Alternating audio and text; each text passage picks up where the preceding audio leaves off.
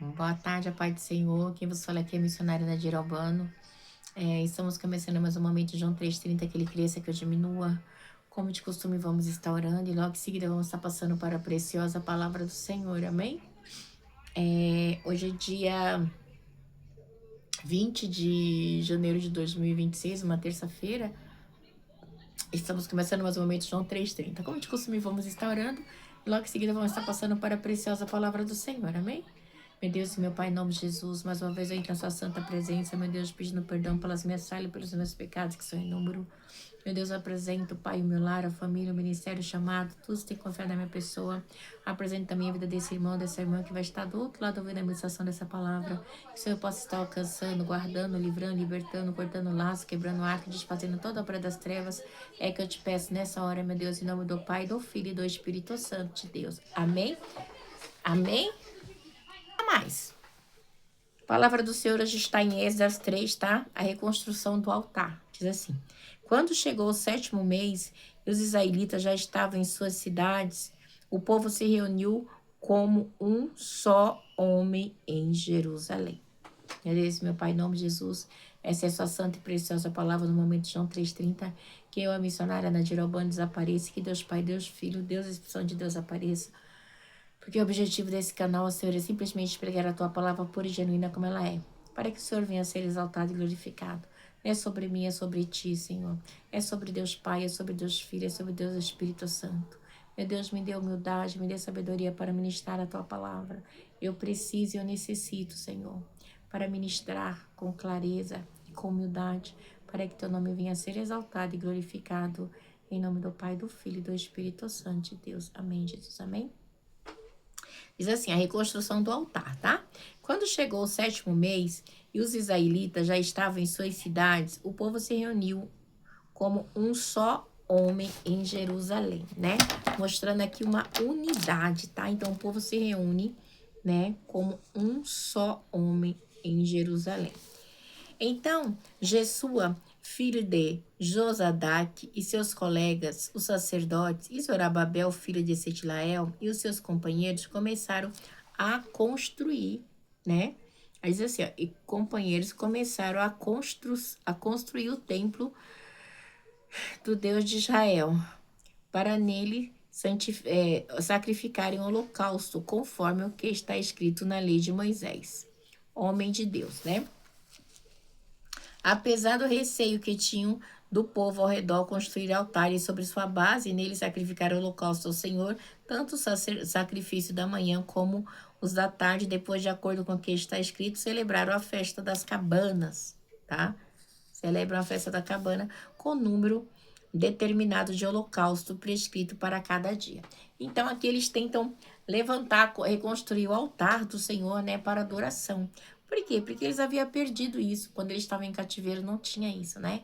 Então, ali, quando a gente viu no capítulo anterior, que ali foram separados, né? Cada descendente de cada descendente do servo de Salomão, dos levitas, dos sacerdotes, dos cantores, para quê? Para que fosse colocado em ordem o trabalho do templo, tá? Para que voltassem, né? Ela manda a Suride canta a construção e a adoração do templo do Senhor, porque havia se perdido, tá?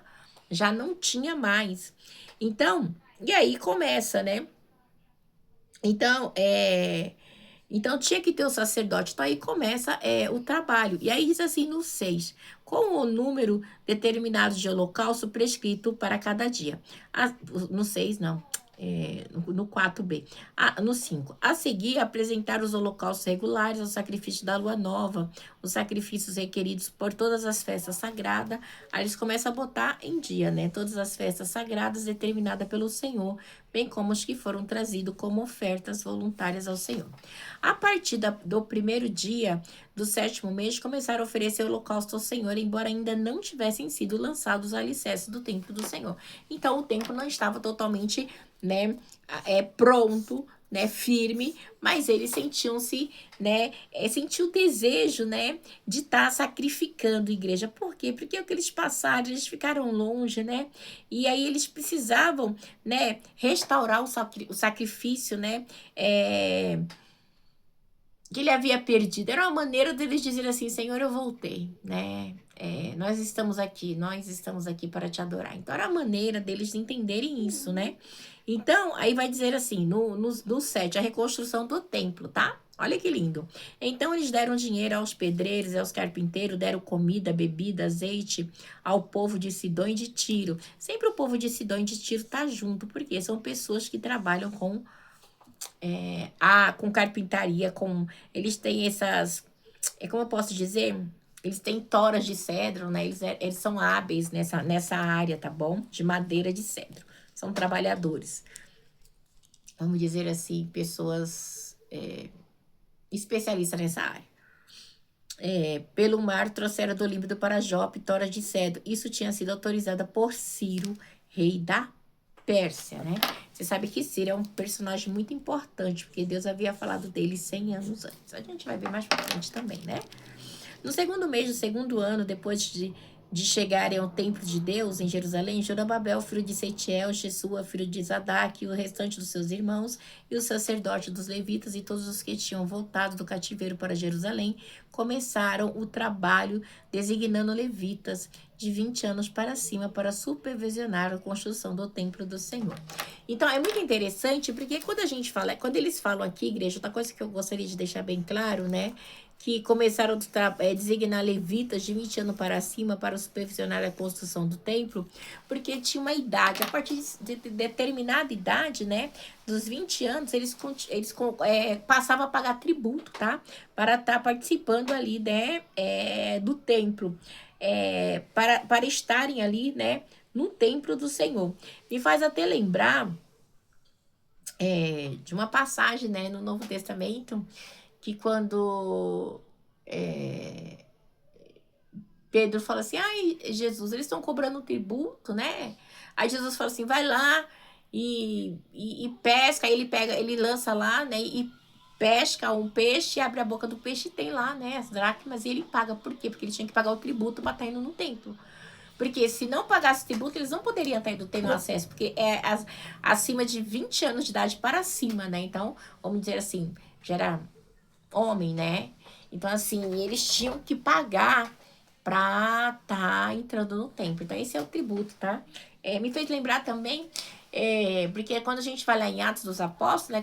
Quando o Pedro tá indo lá pro templo, né? E ele ora, né?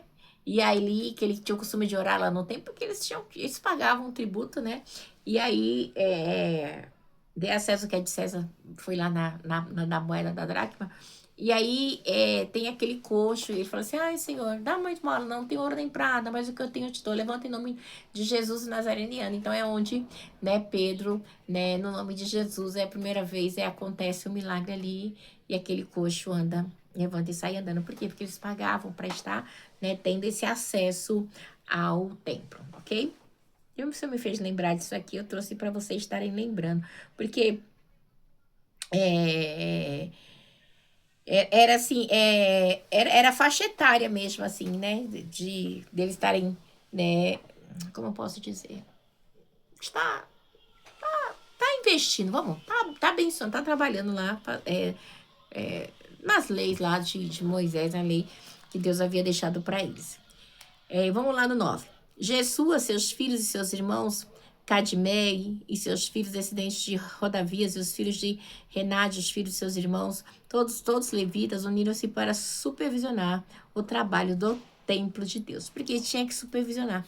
Porque, não sei se você lembra, no capítulo anterior, tinha um pessoal, né, que eles não foram considerados, né, não foram achados ali no registro do sacerdócio, né? Então, quando eles não foram achados, então eles ficaram sendo considerados impuros, tá? Isso você vai estar vendo no 2, versículo 61. E dentre os sacerdotes, os descendentes de Rabaías, Racós, Barzilai, homem que se casou com uma filha de Barzilai, de Gileade, e que era chamado pelo nome do sogro, eles examinaram seus registros de família, mas não conseguiram achá-lo e foram considerados impuros para o sacerdote. Então, tinha que ser achado ali, escrito, né, para estar fazendo sacerdócio. Não era de qualquer maneira, ok? Então, igreja, porque as coisas do Senhor não é de qualquer maneira. E aí, né,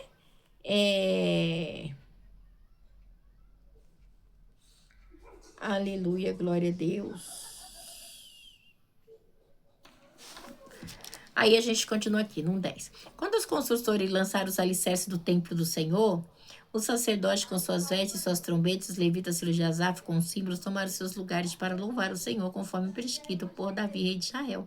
Com louvor e ações de graça cantaram responsivamente ao Senhor. Ele é bom, seu amor a Israel dura para sempre, né? Porque esse é o verdadeiro louvor, né? Então, igreja, querendo ou não, eu acho muito lindo, né? Quando a gente fala de Asaf, a gente fala ali de uma família de adoradores, né?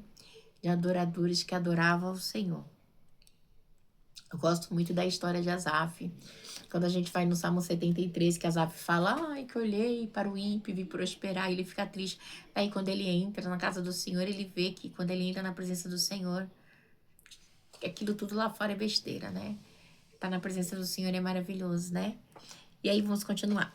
O Salmo 73 a 83 são salmos de Asaf, tá? Salmo de levitas adoradores.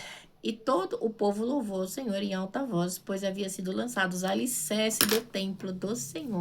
E é lançados os alicerces ali, né, do templo do Senhor. Igreja, isso é muito maravilhoso, né? Porque a gente vê o cuidado dele para com as coisas de Deus, né? O zelo de poder voltar e adorar o Senhor, né? E ali eles fazem com muita alegria, porque a reconstrução dos muros de Jerusalém era necessário, igreja, tá? Era necessário. Essa dedicação, né? Era, a Lamanda Shuri decanta, era a maneira de proteger, né? Os muros ali, a fundação, tudo representava proteção, né? E com a presença do Senhor, eles ficariam mais protegidos, né? Então, por isso, os alicerces, essa preocupação de estar levantando muros, de estar, né, reconstruindo o templo, né? Onde tinha a presença do Senhor. Vamos lá. Mas eu e você, hoje estamos no tempo do Espírito Santo. No 12. Mas muitos dos sacerdotes, levitas e dos chefes das famílias mais velhas que tinham visto o antigo templo,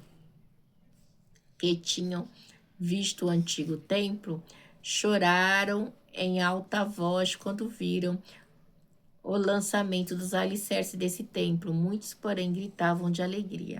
Então, porque eles viram, igreja, né? O antigo templo. Qual foi o antigo templo? O templo de Salomão, tá bom? Que era exuberante. Mas a gente não pode esquecer de algo muito interessante na construção do templo. Quando Salomão foi construir o templo, né? E ele falou assim, ele falou para Deus, né? Ai, Senhor, né? Que aqui faça sua morada, o Senhor aceita, tal. E aí, Deus aceita, né? Ali o templo, né? O templo ali como morada dele ali eterna, né? Mas aí Deus fala assim, mas se vocês me abandonarem, vocês serão zombaria, esse templo vai ser ruína, né? Vai ser escárnio e tal, né? E aconteceu isso, né? Foi tido como escárnio, mas agora estão voltando, né? Ali para reconstruir o templo que eles haviam rejeitado, deixado, tinha se misturado, né? Coisa terrível. Não era possível distinguir entre o som dos gritos de alegria e o som do choro, pois o povo fazia enorme barulho e o som foi ouvido a grande distância, né? Então, igreja, o povo ali alegre, né, para a reconstrução do templo, Lamanda Shuri decanta, né? Igreja, era necessária, igreja, esse templo aqui representava a presença de Deus para o povo de Israel, né? Foi uma aliança de Deus para com este povo, porque é muito interessante quando Davi, ele põe no seu coração que o Senhor tinha que ter uma casa também, né? Um lugar para colocar a arca dele. Ele fala, nossa, eu moro num palácio de seda e a arca dos meus Deus numa tenda, não tem, né? E que aí Deus fala, não, você não vai fazer não, mas o seu filho vai fazer, né? Que Salomão faz. Então ele faz algo imponente, maravilhoso, lindo, que não existiu, né? Naquela época, assim, foi uma arquitetura magnífica, né? Mas, infelizmente, com o tempo, o povo foi se misturando, foi deixando os deuses pagãos, as religiões pagãs tomarem conta. E eles tiravam as coisas do templo, montavam altares, né? E isso foi destruindo, né? Porque né?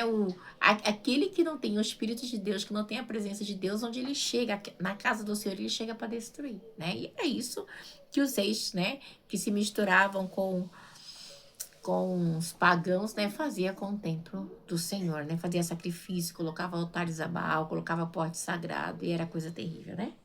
Então chega esse momento que o templo ele está totalmente assim destruído, né?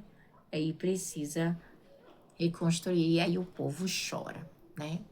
Deus abençoe vocês, vamos prosseguir. É maravilhosa essa história. Fica na paz. Que o Espírito Santo de Deus possa falar melhor aos vossos corações.